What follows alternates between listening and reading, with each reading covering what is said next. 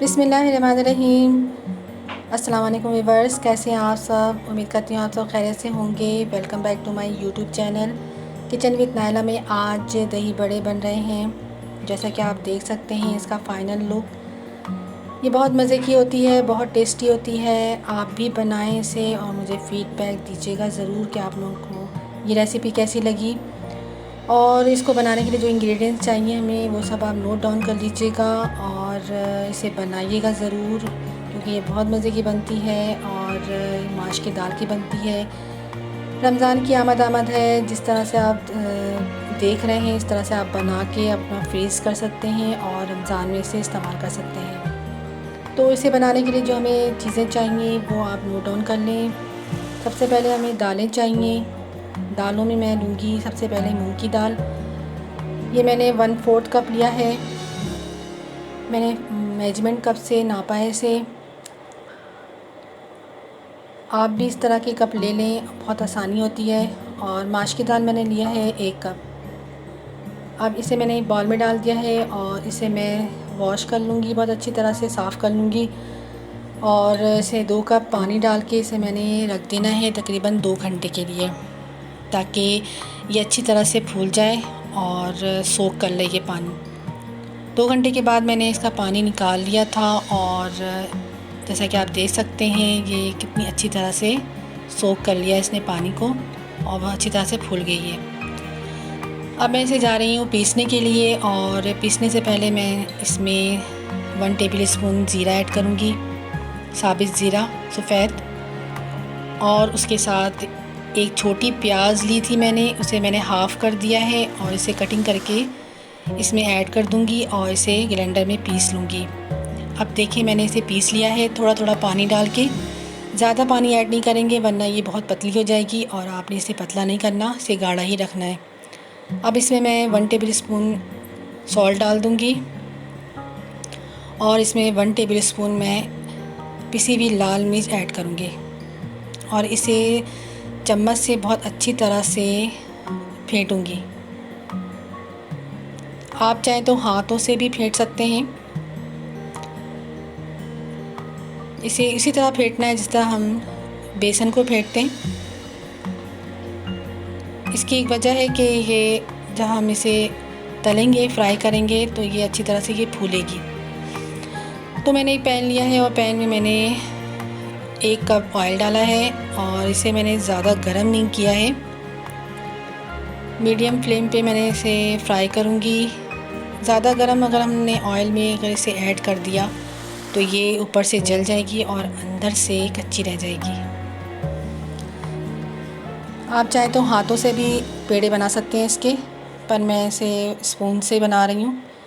Spoon से ये होता है कि ये फ्लैट बनते हैं बहुत और एक ही साइज़ के बनते हैं।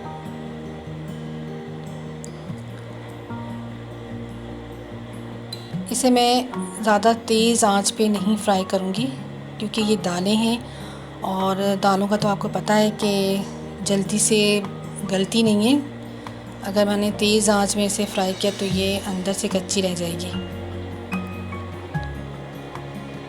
स्पून से आपने इसको फ्लैट करके डालना है, ज़्यादा बेस्ट रहता है।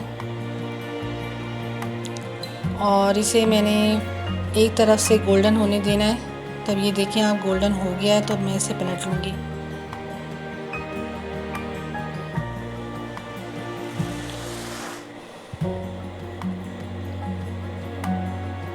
आप चाहें तो इसे बना के ज़्यादा क्वांटिटी में रख सकते हैं, फ्रीज़र में फ्रीज़ कर सकते हैं। तकरीबन आपने इसे 15 दिन के लिए बना लेना है और 15 दिन आपका आराम से निकल जाएगा। पूरा 15 दिन रमज़ान का आपका सुकून से गुज़र जाएगा। तो मैं इसी तरह करती हूँ, इसे बना के रख लेती हूँ। अब मैं एक बाउल में पानी ले लूँगी। पानी मैंने नॉर्मल पानी लिया है, ठंडा पानी नहीं लिया फ्रिज का, नॉर्मल नल का पानी लिया है। और इसमें मैं हाफ़ टी स्पून नमक और हाफ़ टी स्पून जो है मैं लाल मिर्ची ऐड कर दूँगी। और इसमें मैंने बड़ों को ऐड कर देना है और ये अच्छी तरह से सोख कर लेता है ये पानी को। तो फ्राई करते हुए ये होता है कि इसमें लाल मिर्चें और जो नमक है वो थोड़ी सी हल्की हो जाती है, और पानी में डालने से और ज़्यादा हल्की हो जाती है। तो अगर पानी में ऐड कर दिया लाल मिर्चों को और नमक को, तो ये अपने अंदर जो है वो सोख कर लेगा इसको। तो ये कि हमारा जो टेस्ट है अंदर का वो बरकरार रहेगा। अब मैंने डायरेक्ट ही इसको बड़ों को जो है वो ऐड कर दिया पानी में। आप चाहें तो प्लेटों में अलग से निकाल के रख सकते हैं, बाद में ऐड कर लें, कोई इशू नहीं है। मुझे जल्दी थी, मुझे वीडियो के लिए जल्दी से इसका रिज़ल्ट दिखाना था, तो इस वजह से मैंने डायरेक्ट ही पानी में ऐड कर दिया है। अब मैं इसे 5 मिनट के लिए छोड़ दूँगी ताकि ये अच्छी तरह से पानी इसका एब्ज़ॉर्ब हो जाए। तो ये देखें आप, इसका जो कलर है बहुत हद तक चेंज हो चुका है, पानी इसने बहुत अच्छी तरीके से पी लिया है। अब इसे हल्के हाथों से मैं इसे इन पानी को निकाल लूँगी। आपने ज़्यादा ज़ोर से नहीं निकालना है, अगर ज़ोर से आप तो दबाएंगे तो ये बीच से जो है वो टूट जाएगी, तो सारा शेप हमारा ख़राब हो जाएगा बड़ों का। तो ध्यान से आपने इसका पानी निकालना है हल्के हाथों से, और इसे ट्रे में रखती जाऊंगी पानी निकाल के। अब मैंने एक बॉल में एक कप तकरीबन 1 पाव दही लिया है। दही खट्टी नहीं होनी चाहिए आपकी, दही मीठी होनी चाहिए। और 2 टेबलस्पून मैंने इसमें शुगर ऐड किया है, और इसमें ऐड करूँगी मैं ½ टीस्पून नमक, और इसे अच्छी तरह से फेंट लूँगी मैं। चाहे तो आप स्पून से फेंट लें या आप हैंड बीटर से फेंट लें।